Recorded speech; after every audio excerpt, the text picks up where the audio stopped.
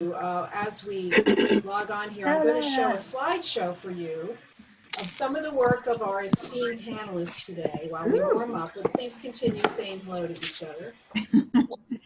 Thank you. Beautiful.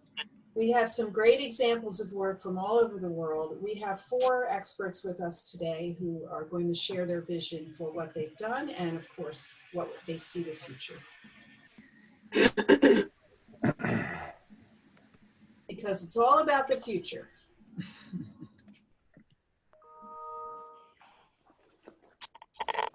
Beatrice, you will mute everyone at 9:32. Yes, and then we get started. So let me start explaining how this will work this morning. We will have 2 sections.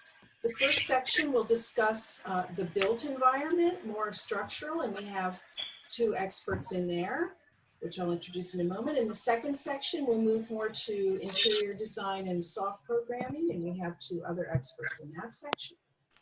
We will take Q&A. We'll have a little time at the end, and we'll try to monitor the chat as we go. My task force is on with me. It's been a great team effort to put this together. And so we will all play a part and try and get to your questions. There's about 5.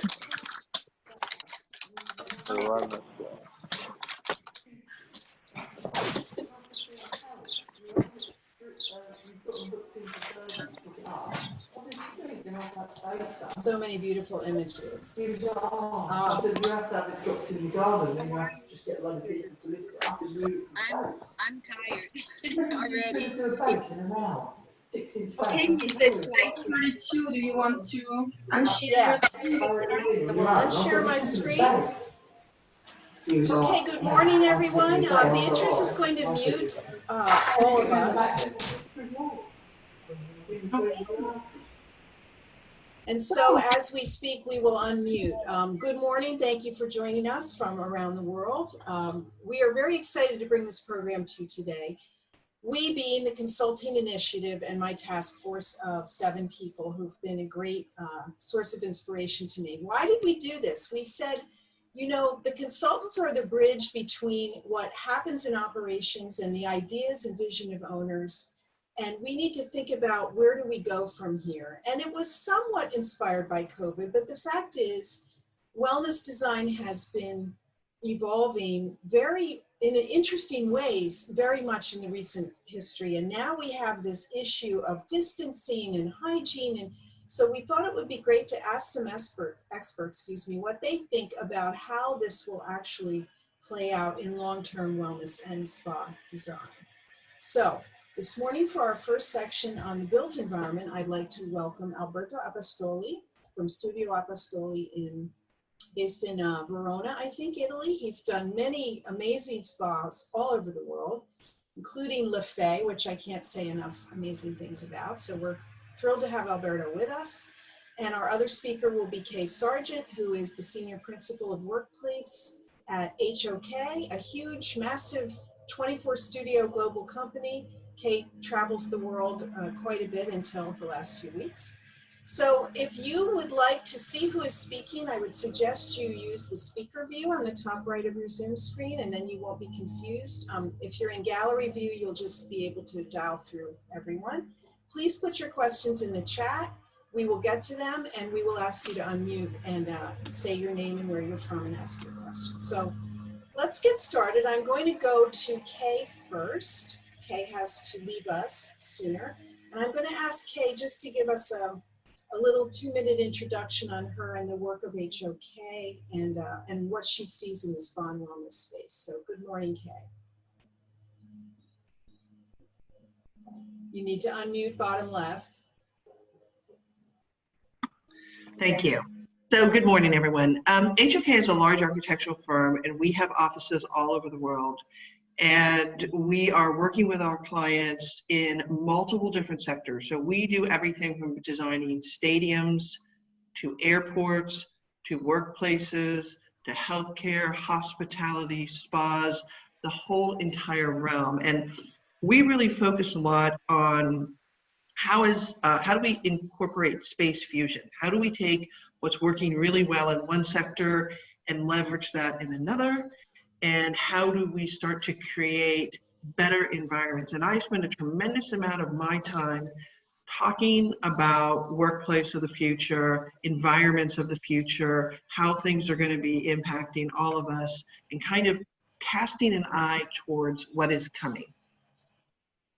Okay, great. Thank you for that. Now, Alberto, I'll jump to you. Could you just give us a quick summation of what your work is in the moment in wellness and spa? Okay, we work in this business in the spa and the wellness sector since 1997, so it's more than 20 years, and we develop from design, from single product design to a big spa. According to our philosophy, that says that architecture is just the final things before we have wellness inspiration, we have wellness 100%, and so architecture is just the final stage of our process. So I mean, we like to have a view, an overview, complete open overview on the project. So we like to get into the management, operations, and all the other things combined with the concept of wellness.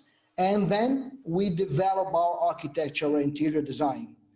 So it's a process not very linear. It's a loop process, and this allows us to create good project, I think, that is more or less well integrated and multidisciplinary. This is our main issue and main target.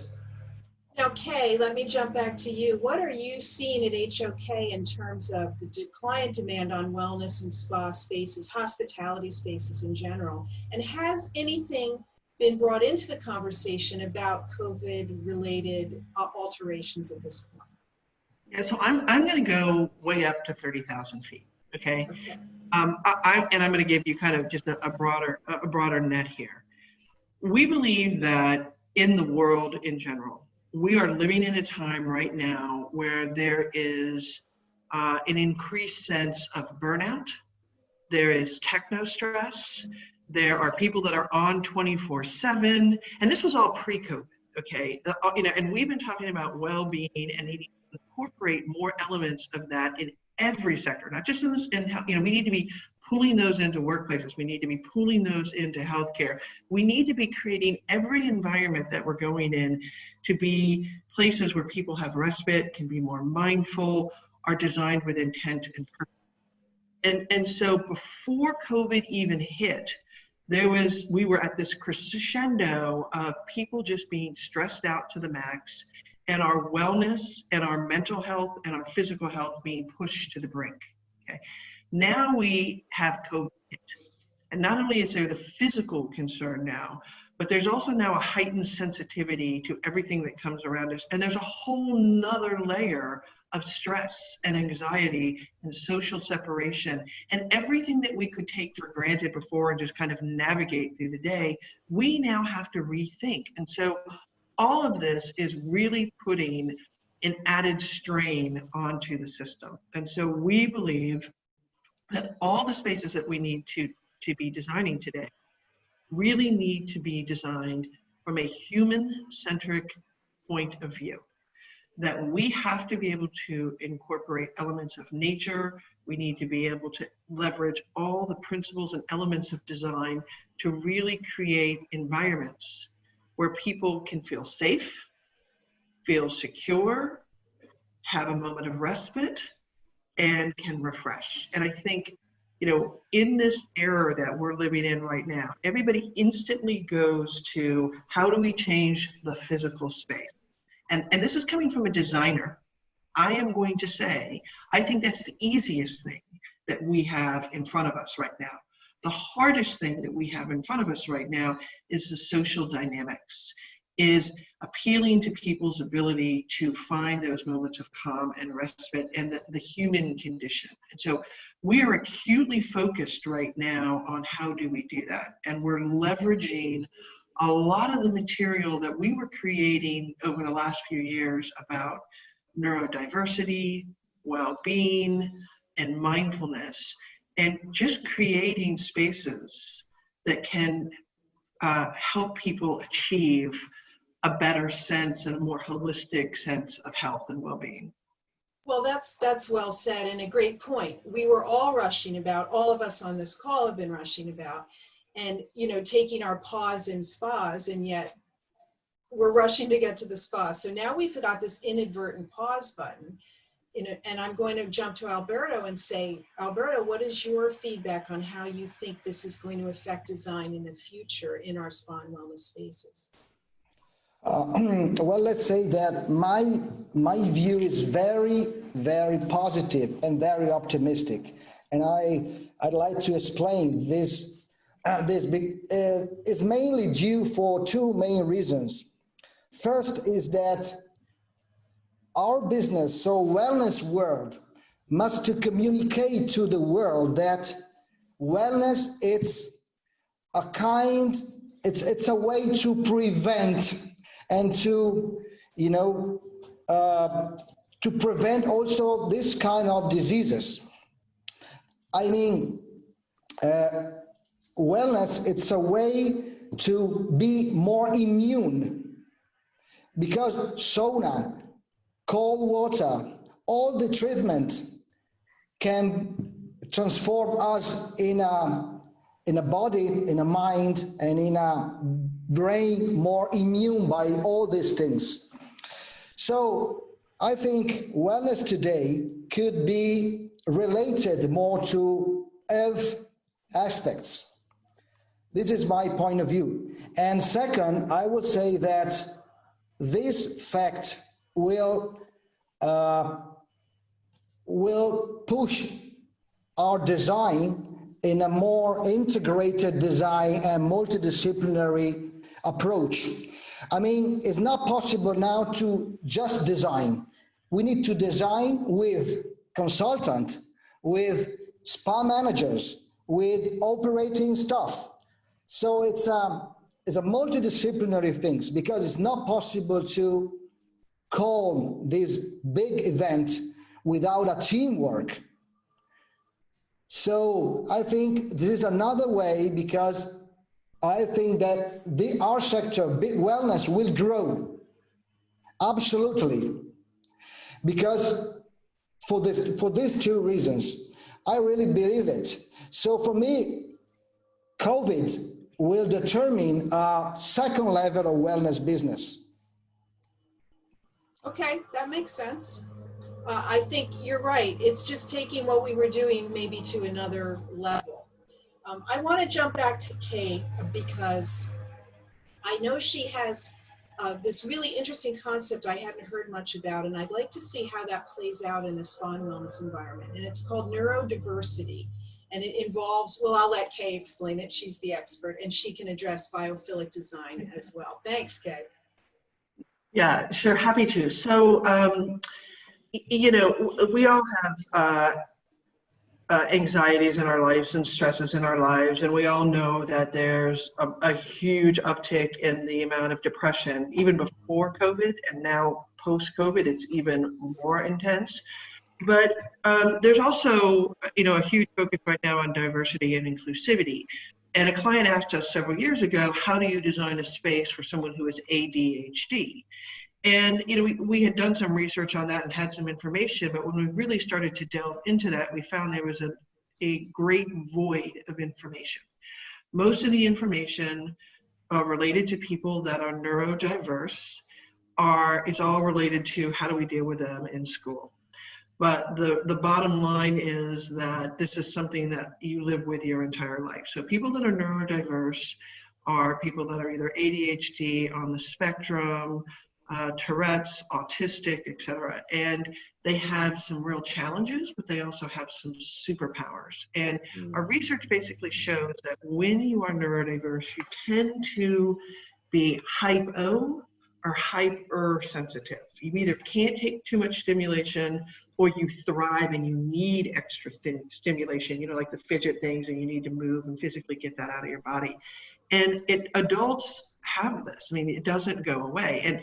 And the numbers are staggering. 1 in 8 people is considered neurodiverse, but less than 50% of people know it, because most adults were never officially diagnosed. Now, how does this apply to this world?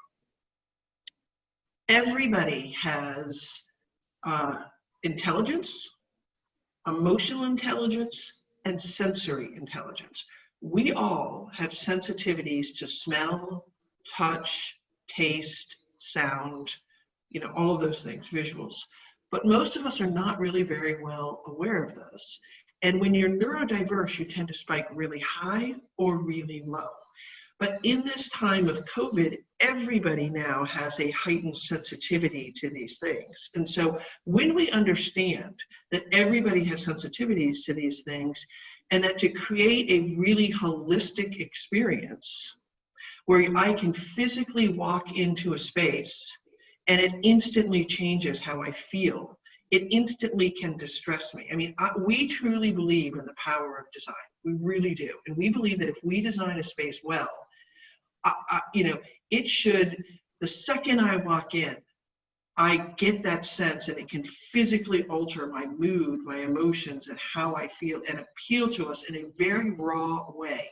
But we have to understand how to do that, and we have to incorporate elements of sensory stimulation, and we need to understand that some people have heightened sensitivities, and some people you know, need more and or less. And so you would, like in a spa and wellness environment, would you think about how you laid out reception, retail, treatments with this concept in mind?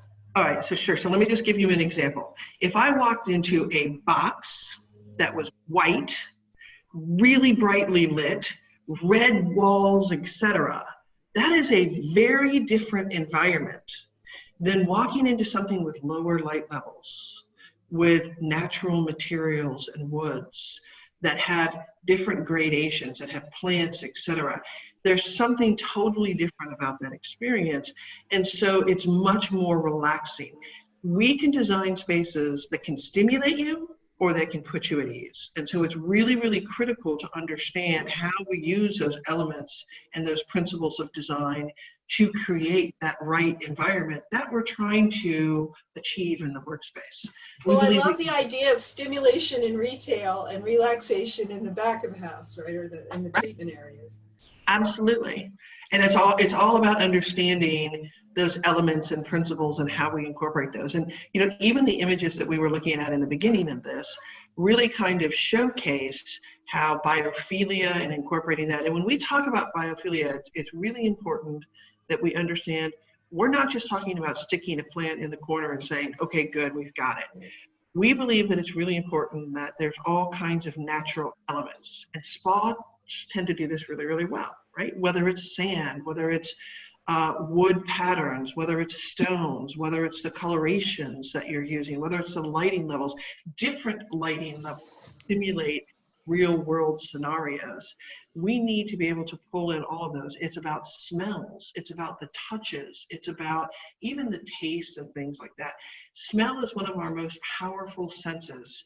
And if you walk into a space and it doesn't smell good, you're going to remember that. But most of us, you know, if you walk into a Ritz-Carlton, there is a smell to a Ritz-Carlton, and it instantly conjures up this notion or a memory. Or there is a smell to certain department stores, and it can be really, really powerful. And often those multisensory experiences are not leveraged to the fullest capability to really help create these holistic sensory experiences that the second I walk in the door, everything about me can just relax and calm.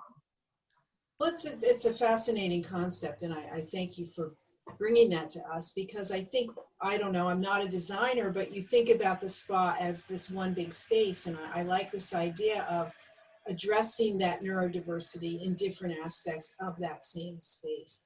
I know you've got to jump off soon, Kay. So I do.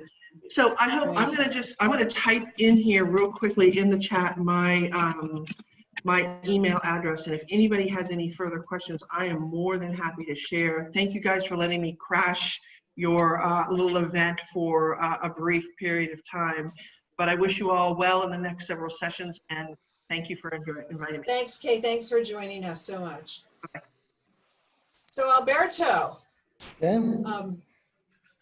taking this a step further on the whole wellness spa, design, biophilia, how do you see any changes coming?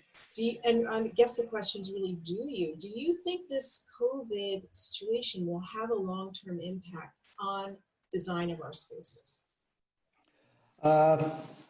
Actually, I don't think we will face strong changes. It's not possible to change what nature defines in our soul. I mean, socializing, it's part of wellness concept. It's not possible to avoid to socialize. Socialization, it's 100% wellness concept. So if we think that we can divide people, it's not wellness. We are talking about other things. So what I think, maybe we can work more on, scattered spa, disseminated spa, because maybe instead of having a big spaces, it could be a good idea to have small, different places with different concept, different philosophy, or maybe one concept related to another in a kind of link. But it's really a strong moment if we should clear the socializing function in our spa. It's 3,000 years of human being evolution. So socializing has to be a must, absolutely. We must find another way to socialize maybe. But I don't think that COVID consequence will be very hard in the future. Probably in the next 3, 4, 6 months, but no more. Mm-hmm. Now it's difficult to have a clear mind because we are still in the midst of it. Confused. Yes, but I'm very convinced that all the values that we are adding in our spa will remain. With the only thing that probably we will be more aware of the power of wellness on the earth of people. Mm. This is the more important consequence. So probably even the government, even the institutional world should recognize that wellness could have a great role in our earth system. Okay, that makes sense. So how do we take this opportunity then as a wellness industry?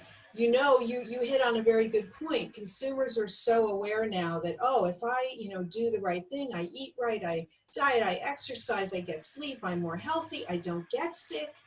So we have this opportunity. How do we take advantage of that in this moment? I think the first things to do is to communicate. Communication is 50% of the problem with the COVID, maybe more.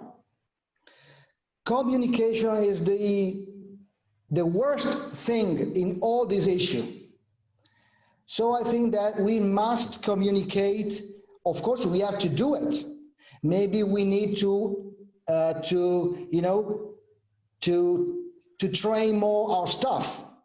Maybe we need to pay more attention in maintenance, in air conditioning, in water treatment, in the cleaning of surfaces. Maybe we need to choose different materials.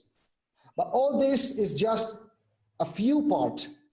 The main point is to communicate that wellness is not the problem.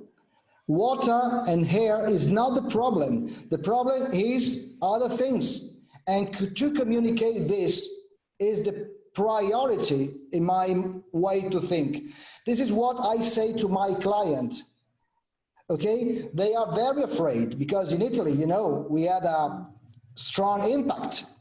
But believe me that I personally don't know anybody that get COVID.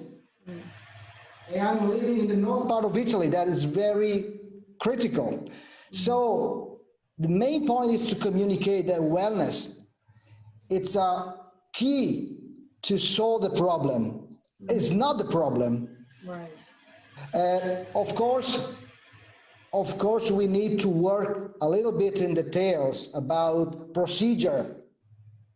You know, a lot of spa in the world don't have really strong procedure. Now is the challenge, is the way to create procedure to work better, to protect our clients. Right. But it's just an operating and management issue. Well, that's the consultant's job, right? To run and jump in there and help make sure things run smoothly. But I like your issue around communication. And to that, I know in spas, we've been trying to educate our guests and sort of become more social, especially as millennials become such a force and they like to do things in a social way. Do you see an impact on design in having larger social spaces in spa, or maybe those that could be used for education, like when you have a talk or a workshop sort of towards the front of the space and not hidden? Are you seeing that, Alberto?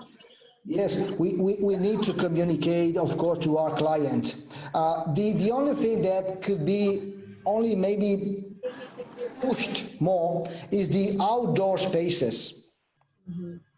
So you see, if I have an hotel or a spa and I have a big park, a big garden, I say that I have to push the things out, because outside, the outdoor is safer than inside. So let's say that normally all the spa have a garden, or a lot of them have it. So, but nobody thought to use it for revenues. Okay, so if you have a park, if you have a garden, try to enlarge your spa outside, because outside, outdoor spa is one of the solution. And don't forget that nature is the mother of all wellness. So maybe we need to think in design, creating different solution also for the outside. It could be some small, you know, maybe temporary architecture, maybe some small corners in which to create event, or maybe some treatment, or maybe some pools, small pools. So we have to be creative a lot, but we have to use our outdoor environment. That's very true, Alberto. But not all spas have access to the outdoors, and in the U.S. we have 25,000 day spas that may not have that option. Do you have any suggestions for incorporating biophilic design or any repurposing of space within a facility that doesn't have outdoor access? You see, this is not a easy things to No. try to do, because if you don't have space, maybe the only thing that you can do is to enlarge the opening time of your spa. Maybe you have to distribute in a different way your clients. Maybe you need to push the room service in terms of treatment. Mm-hmm.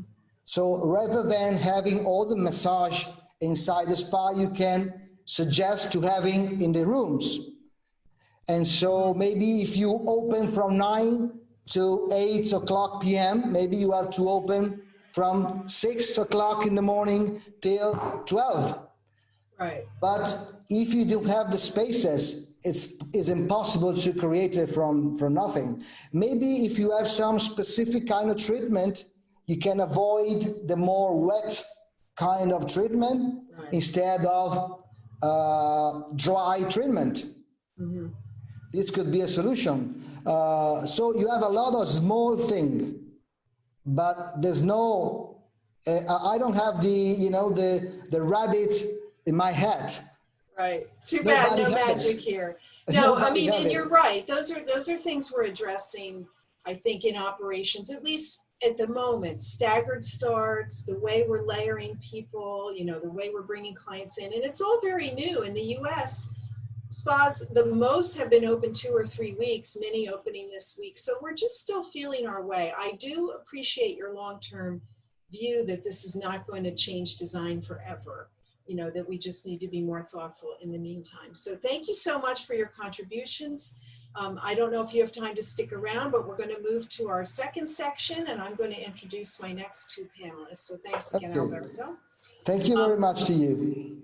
We have Paulina Moran, who is based in Cancun and has been in the hospitality and hotel design field and interior design. She also does yachts and airplanes, if anybody has a need for that on the call. And she owns a textile company. And our second panelist, Renee Pierre, architect, interior architect based in Germany, Scheinbein and Pierre, and he has worked in spa since 2003. He has done, 30, 40, 50 spas around the world. If you go to his website, you'll be quite amazed. So I'd like to welcome both of them to the call. And Paulina, I'm going to jump to you first as we move into sort of the interior and design aspect of our chat. What changes do you see coming in wellness and spa design on interiors? Well, first of all, thank you so much for the invitation. It's really a pleasure to be here. From Mexico, we have a different perspective. It's very similar, like Alberto's. We are a Latin country where we see the catastrophic that it's around the world, but we really, I think that we grow with the adversity. As Alberto, I think that this will pass in a few months. In Mexico, we're not reaching the top of the peak yet. We're waiting and waiting for the worst things to come, and every week it goes worse and worse. But the thing is that I think that we had to work from our inner selves to the outside. I think that like the Spanish plague and many, many diseases that the humanity has suffered, I think that things will pass. I'm very positive to that. What we're working now on the spa sector is to give each one of our guests the things that can reinforce its immune system. For instance, we can have a therapy with echinacea, that it's one of the best things to reinforce your immunity systems. We can have things like individual therapies with infrared light. I don't know, I'm just thinking that the space that we had in each one of the spas has to be a custom-made experience for each one of the clients, because people will need different things. I maybe, as Kay was saying, people that are very sensitive to and have special capacities. We have to design a treatment for them, or to build a space for them. If people are more aware of depression and everything, we have to give them a setting that can enhance, it can uplift their strength and their soul. So in the next project that we're working now with Diana Mestre, that it's a really good consultant, we're building the first 4D space, 4D spa. What we're 4D? 4D spa. We're going to give the guest a multi-sensorial experience when they are experiencing one of the treatment, the massage, the jiatsu, all the treatment that Diana is designing, we're going to build up around them a 4D experience with music, with video, in a very enhanced way, with smell. So when you go to your cabin in the hotel, you will have a special experience designed for you. We are trying to give a little bit more so people can say, I went to this spa on this hotel, that it's amazing. The treatment is amazing because it should be, but I have an experience out of this world. Because, so is it personalized, Paulina, like for that yes. guest? Yes, because for instance, I was born in October. I'm a Libra. Maybe in the ceiling of the cabin, we will have a stellar sky in the day that I was born. I am see my astral chart. So we are going to give the client in the end of the massage, Diana and I work a lot with that, maybe your astral chart with a stone that reminds you that it's your energy.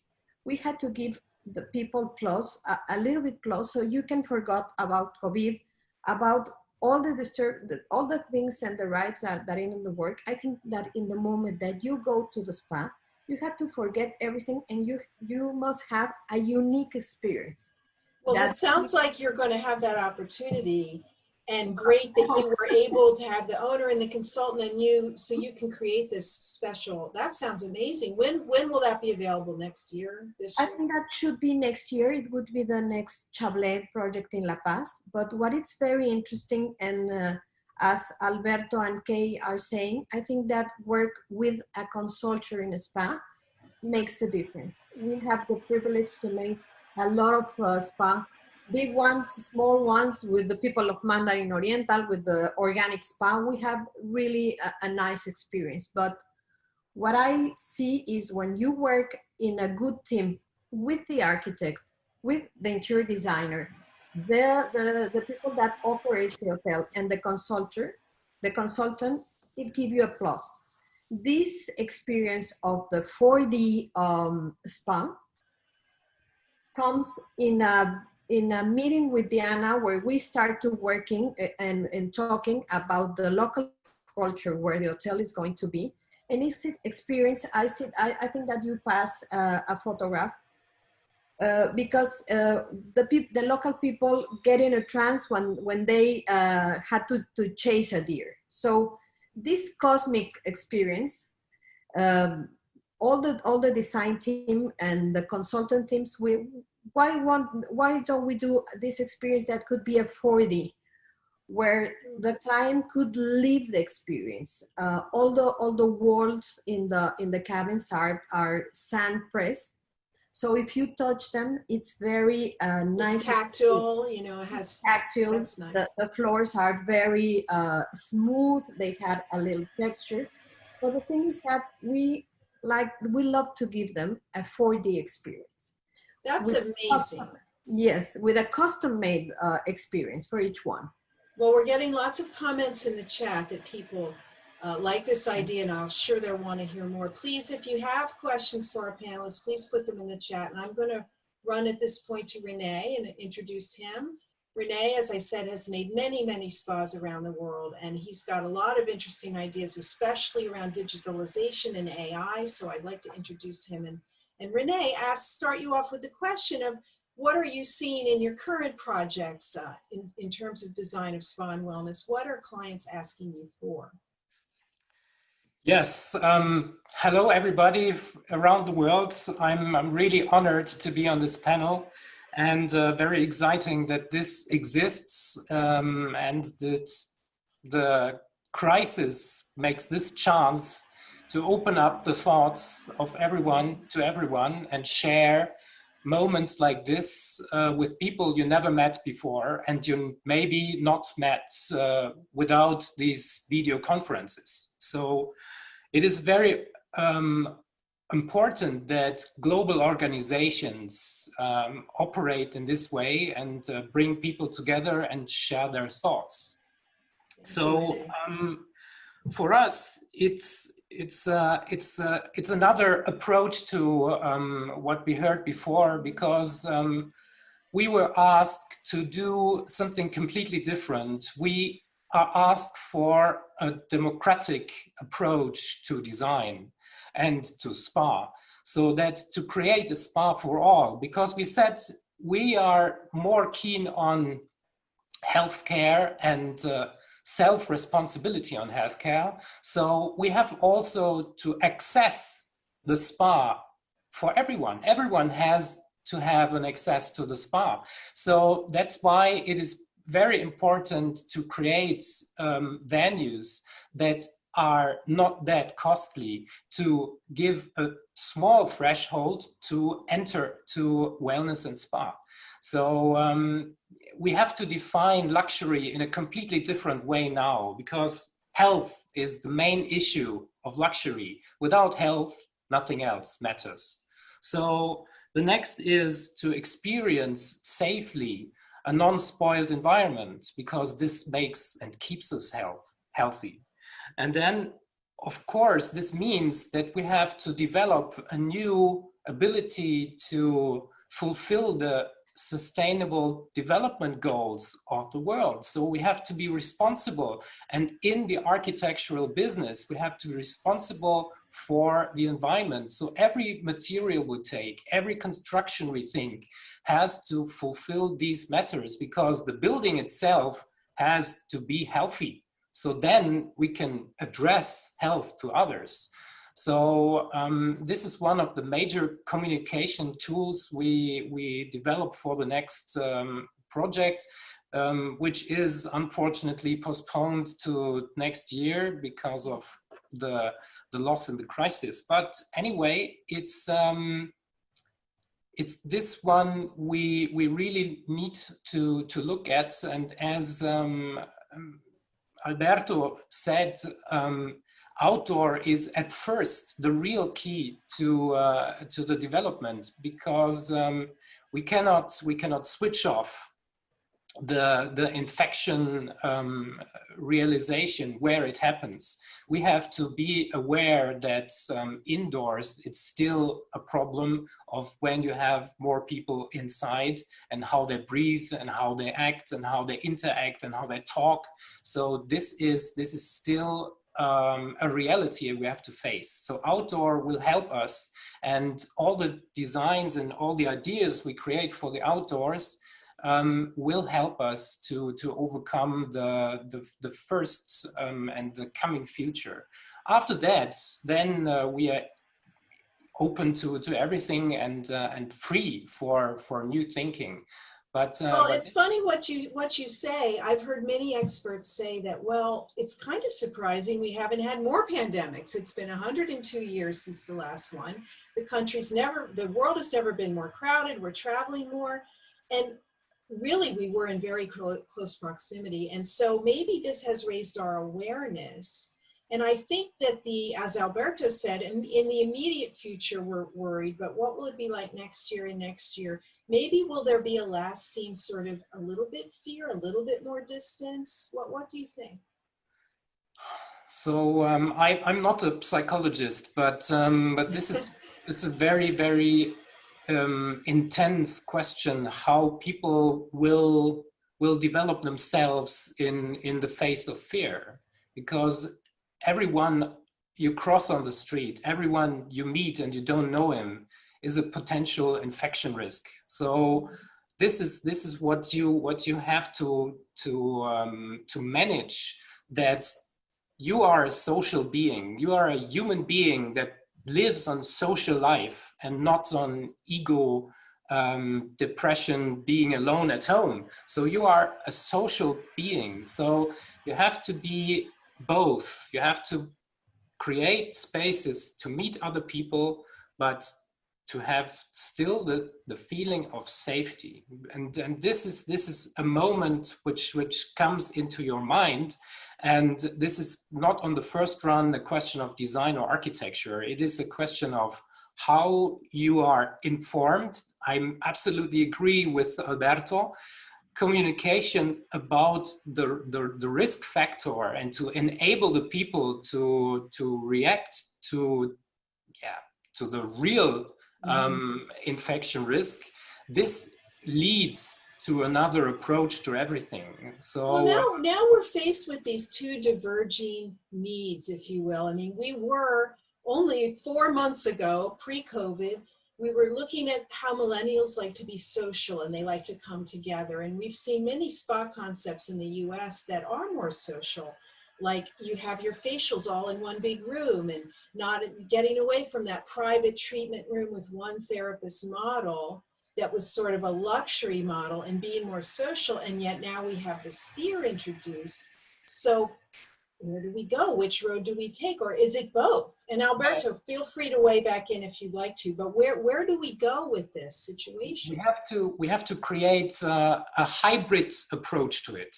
And this is what is the real challenge for this generation. They are used to live in the virtual world and in the real world in one. So you can communicate on distance, but you are also physically near. So you see it when you go to a coffee shop. They are sitting close to each other, but still communicating about their device. So it is not saying this or that. You can do both. So, and I think this hybrid approach can bring exactly what you said. You are together in safe distance, but you are mentally connected via your devices. So this is a completely new approach of being here and there on one time. Okay. And also to get movements in the spa would be controlled by booking and tracking apps. So you will have a combination of booking and tracking. So you can distribute people in an area, you can distribute people around the building and around the spa, around the hotel, and you can book places. So the spa will be not a place in the hotel, but the hotel will be a spa. Or you can live in the hotel as it is a spa. So there is no room which is dedicated for sleeping. This is no room this is dedicated for this and that. You have to be a completely share of places. And then you have space enough because there is space, but you have to utilize the space in a completely different way as it was before. So, all right, that makes sense. I like that. And I'd like to jump to Alberto on that because we do need to see sort of the infusion of wellness throughout the space. And you've done a masterful job at LaFay in conveying that. Yes, the concept that Renee explained, is one of the great solution. You mean now, today we think about a spa, and then we think about restaurant, and then we think about rooms. But if we need to spread wellness through the structure, this is a way to distribute people and to offer a wellness experience in every part of the structure. This is a great opportunity, and is the real concept, is the real wellness concept. Wellness is not that I'm in a good situation inside the spa and then I'm suffering in the restaurant. So wellness, it's a total, complete 24-hour experience. This crisis will help to push this concept. And if this concept will become a real fact, like I already tried to do in LaFay, as you said, Lisa, and this is the great opportunity. I love what you did at LaFay Dolmite, where in the hydrothermal area, which is expansive and just amazingly designed, but there's a little desk where you book for the spa. And the first time I went, thought, oh, the spa's behind the door. No, the spa's on another floor. But it's a way to capture all that traffic that goes into the hydrothermal area and get them to the spa, which is in yet another floor. So I just like that way it's diffused. There's just different areas. It's not sort of that confined idea that we're used to. But I mean, this requires vision and commitment from an owner, no doubt. But it's you know, it's a way to think about wellness. Let me say it's very European way. I mean, in the U.S., I don't want to say in general, but wellness is too much entertainment. In Europe, we thought it's not so correct. But let me talk frankly. Okay. Please do. In Europe, wellness is more an experience. It's a way to live. It's a vision to live in that way. It's not just a spot in your life. Mm-hmm. It's what is your dream to live in that way forever. Right. That's because it's more open to this kind of concept. There's only another thing, maybe Lisa, if I can, Renee, to add about the technology. You mentioned technology before. I think technology, it's a great challenge to solve the matter. You know, the Black Beast in the 14th century have a great success because they didn't have any technology. But now we have technology. So technology could help us also to develop a better solution.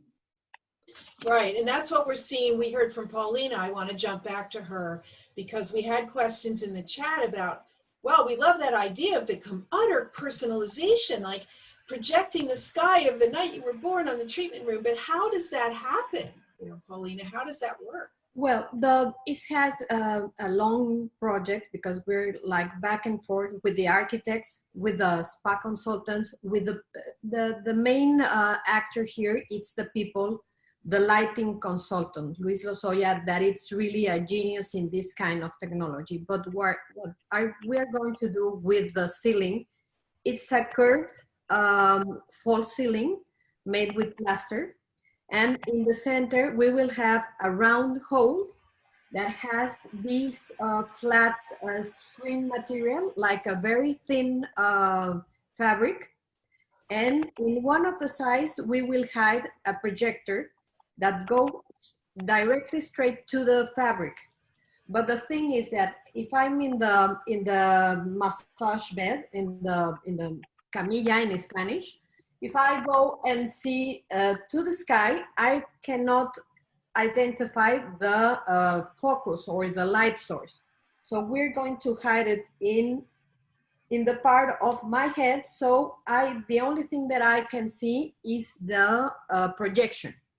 And the consultant or the therapist will talk to you later, and she or he will ask you, what is your mood? What do you like to reinforce? What is the things that you want to enhance? But instead, if you're in a very happy mood, you can have this sky with running clouds that it's very, very specific of the desert. And you can have a symphony that comes along because you had to remember the experience that you have made especially for you. And talking about René and Pierre and René, Pierre and Alberto, I think that we had advantage now, but we cannot hide from the COVID. We had to reinforce our immune system with vitamins, with echinacea, as the way that they do a long time ago, because it's the thing that we're waiting for like the boy crying wolf. We're waiting for the pledge. We're waiting for the COVID, and we're hiding in our places. One of the best ways to doing and to enforce your immunity system is talking to another people. because weeks change values. I think that I already had COVID. I bought it from Vail on February, and it was not pleasant. I don't feel very well for 2 or 3 days. But the thing is that I'm here at home, and my husband also have it. And well, it's like influenza or like the H1N1. It's the same sensation. But I think that we had to pass it and to believe a little bit more in ourselves, to take vitamins, to take vitamin C, to exposing ourselves in the sea, in the sun, with the proper care for a really safe environment. But we cannot be afraid of all the time. I think that we had to understand that this is a new challenge, and we have to face it with the best attitude possible. Well, it's a challenge, and I love that thought. Some of you have, I'm sure, heard that the Chinese symbol for risk is the same as the one for opportunity, right? So how do we as an industry take advantage of this? And building on some of the chats I'm seeing about this infusion of wellness in this space, how do we get the consumer to want it? I mean, maybe experiencing what something like Paulina delivers in a very personalized way and makes them realize, wow, I feel really good. Maybe I should have this in more of my life, you know. I want to jump back to Renee, who has done a lot of work in the AI and digital field. I mean, how do we incorporate the high tech and the high touch future that we have in wellness? Renee, do you have thoughts on that? Yeah, one of the most important thing is you have to go to piece one. So every individual has its own signature, and from this signature you create experiences.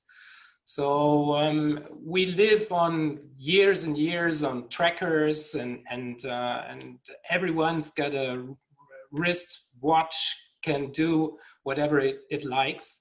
But what happens with all this data, and who's creating the default of all these data? So we have to be more aware of our own body. And I had a conversation with an Asian master on that.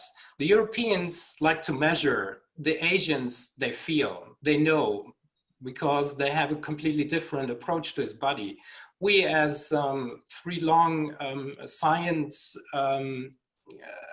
renaissance after the medieval times, we focus on the body as something you can measure and something you can control by measuring. And it's the same happening now. Every day we got the exchange rates, the infection rates, we got figures and figures. So, but now we have these wrists, we have the figures, and what we do with it. So we created a shower, and the shower can convert data into experience. So however you feel, it gives you a program. And I think this is what Paulina. Wait, how does the shower know how you feel? Because it's tracked by your pulse. So I don't even have to sort of think about it. It just happens. Yes, it is like you are in this moment, and it's like biofeedback. You're lying there on a bed, and you have a starry sky. So then are clouds. So you're stressed. So you try to get the clouds away, and you are de-stressed. So this is a way of biofeedback that you create exactly what is good for you through a visual impact. So we did this in a experience exhibition on health. So it works pretty well, and it works in medicine to get rid of migraine and headache, and because you can control yourself with the visualization of it. So when you visualize that, when you visualize your stress, you can get relief. And also like the things, because we're talking about the Internet of Things. So what does it mean? It doesn't mean that your refrigerator buys the milk. It is that everything is connected to the wisdom of the world. And this is when we have our outdoor lights in the office, so they are controlled by the sun. So when the sun is setting, the light goes on. So it's not in a matter of a timer. It is the sun is setting and the light goes on. So this is exactly the same. So you have sensors, they track, and then you have reactions. And so you track yourself, and then you get a reaction by the shower or by something else, what you can imagine. And this is exactly what Paulina said. So you have a one experience, one person have his experience at this time because it's tracked in this moment. So how do we take these ideas that we're hearing about communication, social, AI, wellness infused throughout our resort or hotel or property, and what does the ideal place look like? Let's fantasize it's 2030 and we could make something that was so special. What would that look like to all of you? Alberto, let me jump back to you and give Renee a minute to think about it. What are you hoping to create in the coming future that's so amazing? Alberto, can you join in? Yes, I will try. What we are trying to do is to, as Renee said, try to customize completely wellness experience. We tried since 2009, but it was not possible at that time because the technology was not so sophisticated. Now you have all the wearable tools, electronic wearable tools that help you. The main problem is that you can summarize the data and creating your own program. But make an example of the shower. Maybe the temperature is not possible to set according to your info data. So maybe I think, you are in a way, maybe your brain says that you would like to be in another. So it's a combination of your wish and your status. So it's the heart brain fighting about what yes, where I want to be. The main challenge is to integrate your info data with your wish. How do we do that? That's the magic question, right? No, because you're right. Our minds think we want one thing, and our body says something else. It's not impossible now.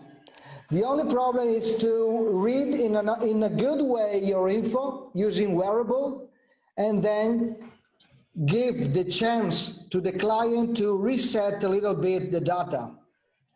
But with a friendly use, not so complicated. Mm-hmm. We discovered that all of us want simplicity.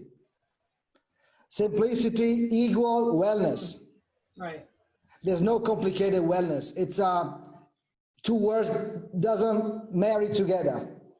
Well, maybe there's a way to use the digital. Like I experienced at Carillon when I had an acupuncture that was, I forget the word, but it was a computer program, and they chart your meridians and they show you, and it doesn't look good, and then they do the acupuncture, and then at the end they do it again, and you're all smooth, and you as a consumer say, wow, I got that result in only 15 minutes. Okay, maybe there's something here. And so I really hope that we can marry the technology and the knowledge that we have with connecting to consumers about come to the spa and get this. I mean, that's what we need to do. Renee, I'll jump back to you. What advice do you have for us to help connect with that consumer? I really like Laszlo saying the word simplexity. I'm really like it because it brings everything to one word, and this is exactly what we're longing for. So the world is complex enough, and everything around us has a high complexity, but we need these small little things, let's call them apps, let's call them whatever, to bring us to the point where we want to go to. So when we create spaces that are very, very natural, but we are still the storytellers, we are still the ones to focus on the experience. And this is exactly what is the balance between the wild nature, which is uncontrolled and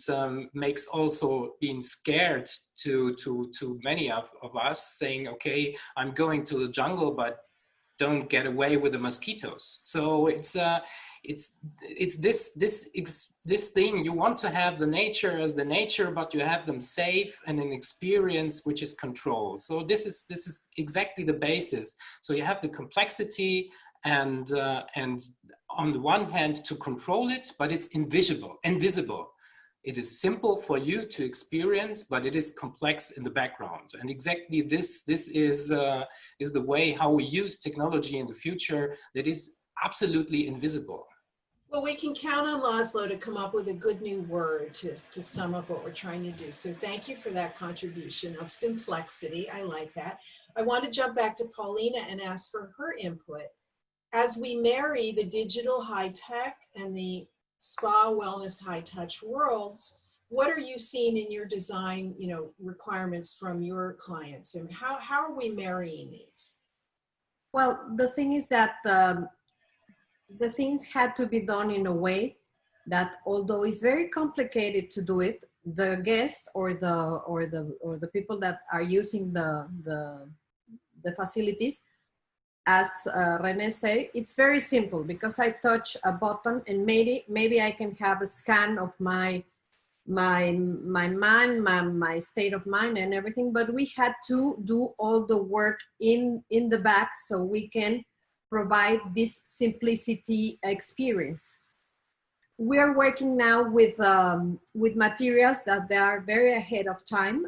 For instance, we're working now with a material that in the moment that you put a little bit of light as a photocatalysis, the material start to I don't know the word in English, to despedir, to release oxygen, and it's a very well-known material that now the provider put this kind of product that with the photocatalysis you get oxygen when you are using it.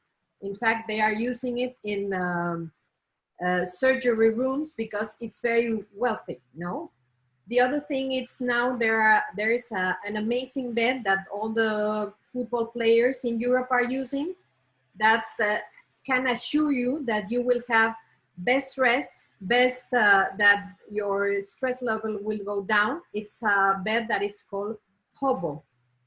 And you can find it in the internet, and it's people are, talking about it. Now it's very expensive, but I think that this will be the future. Little gadgets that can help us to be in a very equal and balanced state of mind. So does it make sense for spas? I'm asking all of my experts that have been so high touch. Is it okay for us to incorporate technology in that journey of the guests through the spa? How do you feel about that? I think that you should incorporate technology because we cannot be strangers in this, in the evolvement of the world. But other thing that it's very, very useful is to go down to your roots. For instance, as I was telling you, we have these canches, these Mayan boxes where we cultivate all the herbs that we use in the spa, and the client can go there and cut their own echinacea for his treatment. So the thing is that you must have these things because you cannot be a stranger in these types of technology. But another interesting thing is that you go there and you can cut the papaya for your facial treatment. And you go down to earth and you're getting all the nutrients and everything. In Mexico, we do things like that because we have this amazing fact that we're the US neighbors, and we have all the technology, but we have a really rich culture that we can have these ancient traditions where the Mayans can go for hours running with the peyote. So I think that we had to have a balance between a little both. Technology and culture. All right, and Alberto, I want to jump to you one last time. We'll end in about 5 minutes, but what is our way forward? I mean, what I'm hearing is that there is no long-term impact on COVID. We were already headed in a certain direction, and we will continue in that direction. But Alberto, I'd love a closing thought from you on what you hope to see 5-10 years from now in spa and wellness facilities. I would like to see a next level of wellness awareness in the world. I mean, I would say, being Italian for me, it's easy. I think that wellness will become, like in the Roman Empire, the terma. So something that is part of our life, not an additional part, not luxury things, not only something for becoming nicer, to becoming healthier, to becoming everything better. I want that become something to live normally, because wellness helps us to create a better society. What we found in this moment is that 90% of the things is not essential. Okay? In Italy, we stay at home for 2 months, and everything seems to be a disaster, but we figure out that 90 or 80% of what we normally did was without any sense. But not wellness, because wellness is socializing, is intimacy with ourselves, is health. So everything, these 3 values, socializing, intimacy, and health, is the 3 fundamental value. Okay. And these 3 value is part of the real life, the fundamental of life.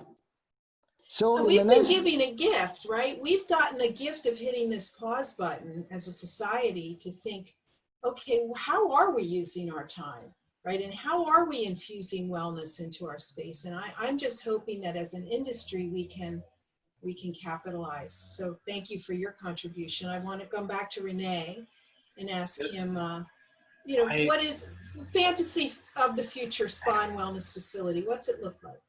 What is it like? For me, it is very important what Alberto said, that spa is an integral part of the society life.